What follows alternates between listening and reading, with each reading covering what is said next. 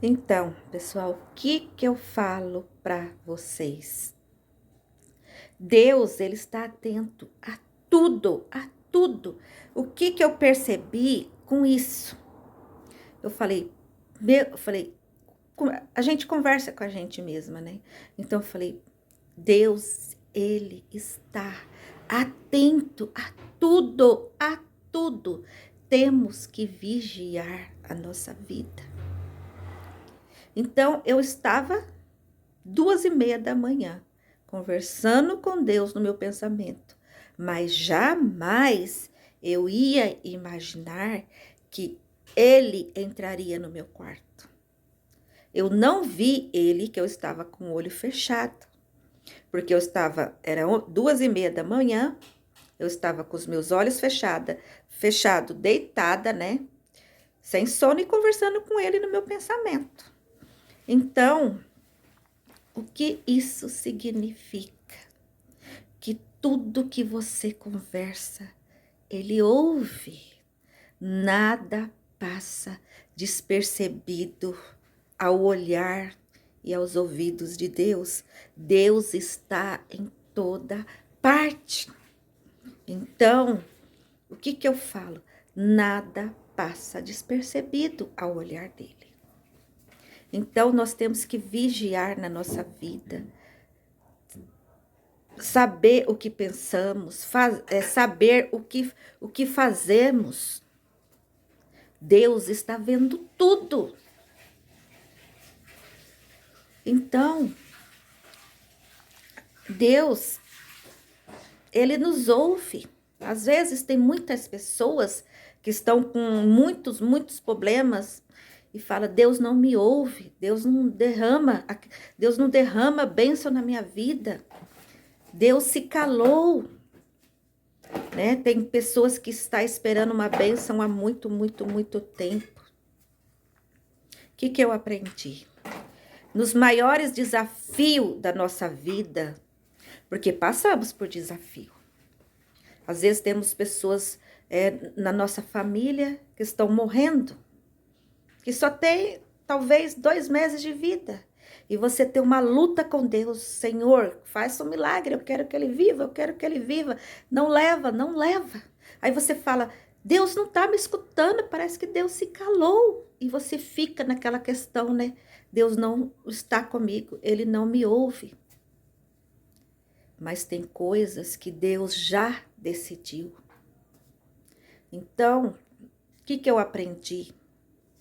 Nas maiores lutas da minha vida, eu falo, Senhor,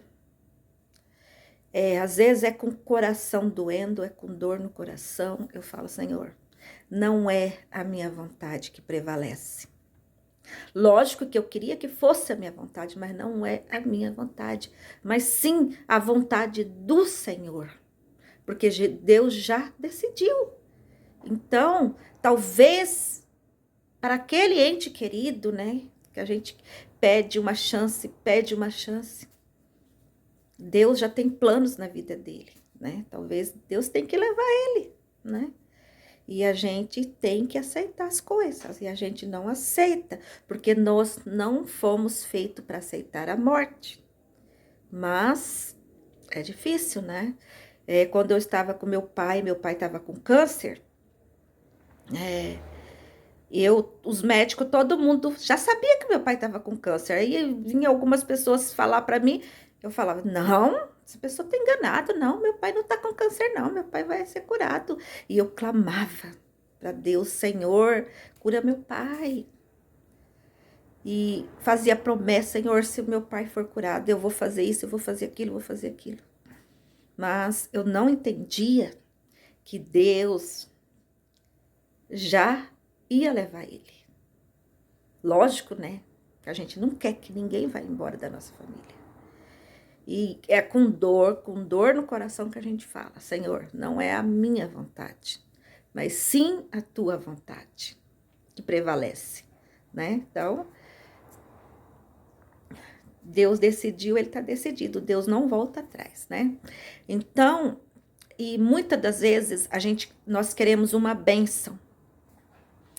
Eu quero uma bênção, essa bênção não chega, essa bênção não chega.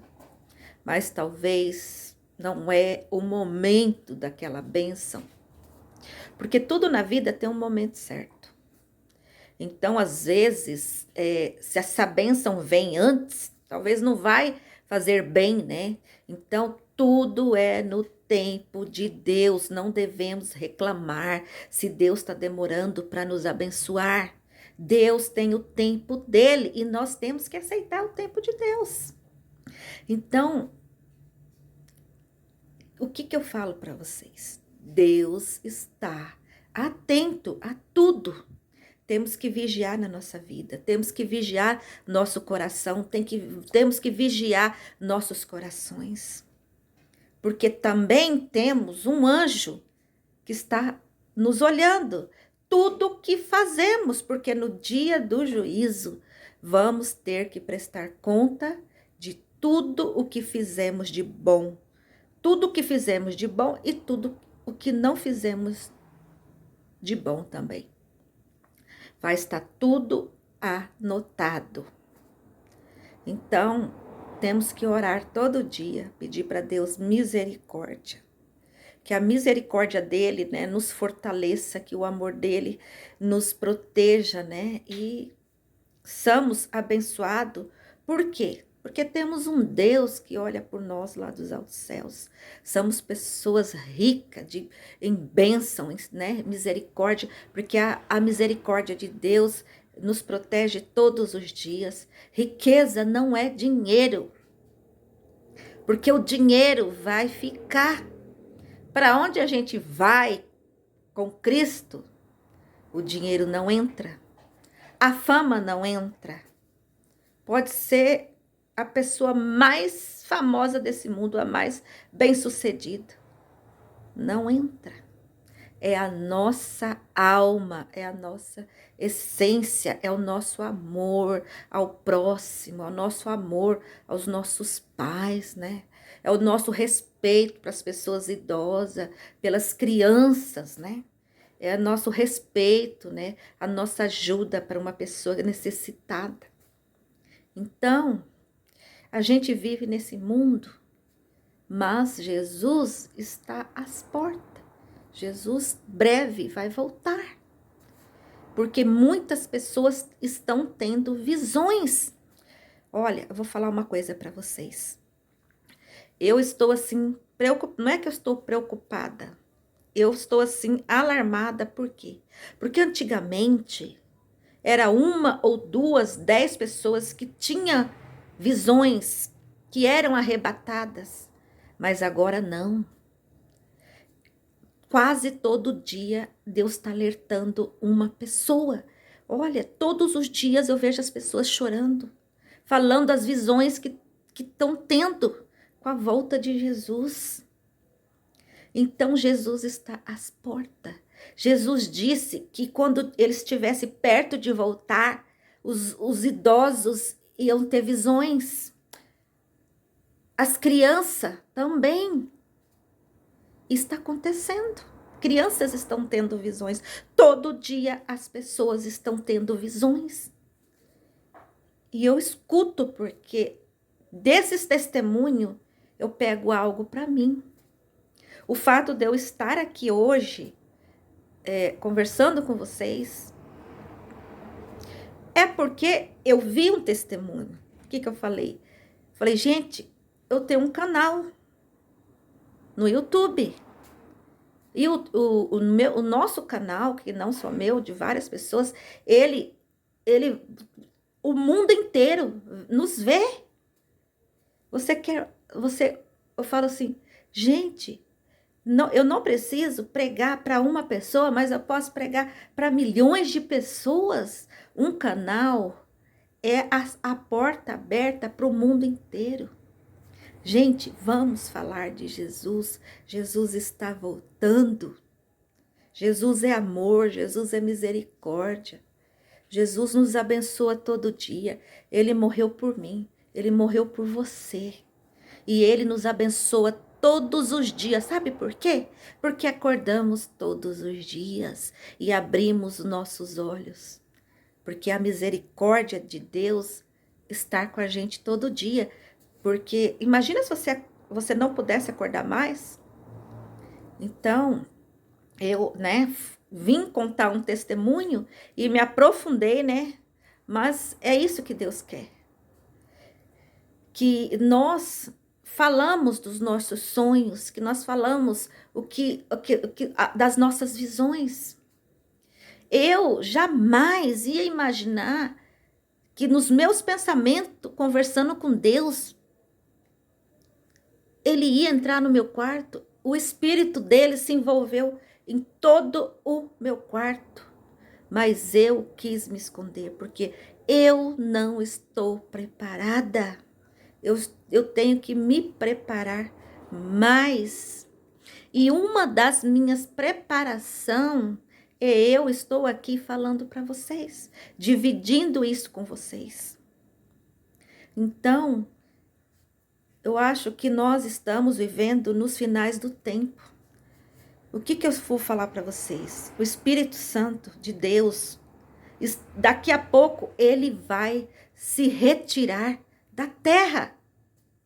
Quando o Espírito Santo se retirar da terra, quem é frio vai ficar. É hora de entrarmos para o combate, falar de Jesus, da volta dele. Fala de Jesus para os seus vizinhos, fala para os seus filhos, fala para o seu marido, ó, Jesus está voltando. Porque quando você chegar no céu, você não vai entrar de mãos vazias. Jesus está atento a tudo. Ele não me visitou, eu não fiquei com medo. O que eu aprendi? Eu falei, Jesus me ama. Gente, eu acordei muito maravilhada. Eu falei, Jesus me ama, ele me visitou. Só que eu não estava preparada, porque eu não estou preparada para a santidade dele, porque ele é santo, ele é santo. Eu tenho que me preparar muito, muito para mim aguentar a santidade de Jesus. Então, eu estava orando, né? E sempre eu estou buscando. Eu falei, Jesus, eu estou fraca na fé. Oi, pessoal, tudo bem com vocês? Pessoal, hoje eu vim contar um testemunho para vocês. Faz tempo que isso aconteceu comigo, né? Então, eu não compartilhei com ninguém. E aí, hoje eu cheguei do trabalho, né? Aí, eu falei assim, não, por que eu não dou meu testemunho, né? Porque eu falo que um testemunho reaviva a nossa alma. Uma congregação sem testemunhos, eu não sei, parece que os testemunhos reaviva as pessoas. Eu acho que todos os templos têm que ter testemunhos, porque às vezes vocês estão fracos na fé, aí você ouve um testemunho, aquilo te fortalece, né? Então, o que aconteceu? Certa vez, né, eu estava no meu quarto e é raro, mas uma vez ou outra eu perco sono. Eu acredito que era 1 hora, 2 horas da manhã, né, eu acordei. Como que eu tinha vindo do meu trabalho, eu estava muito, muito, muito cansada. E acho que eu dormi 6 horas da tarde. Então, eu dormi das 6 da tarde até 2 horas, 1h30 da manhã. Aí eu acordei. Aí, o que acontece comigo quando eu acordo 2h30, né? 1h30? Eu começo a conversar com Deus no meu pensamento, né? E comecei a conversar com Deus. E, assim, o que foge da minha mente é o que eu estava conversando com ele, né? Porque quantas vezes eu conversei com ele, né? Então, a gente perde até a noção o que você estava conversando. E eu conversando com ele e falando, sabe, assim, o que acontece com a gente? Às vezes você tem uma conversa com Deus e aquela conversa é sincera, né? E essa conversa, ela vai ao trono de Deus. Então, o que acontece? Você conversar com Deus é como se você conversasse com o seu melhor amigo, né?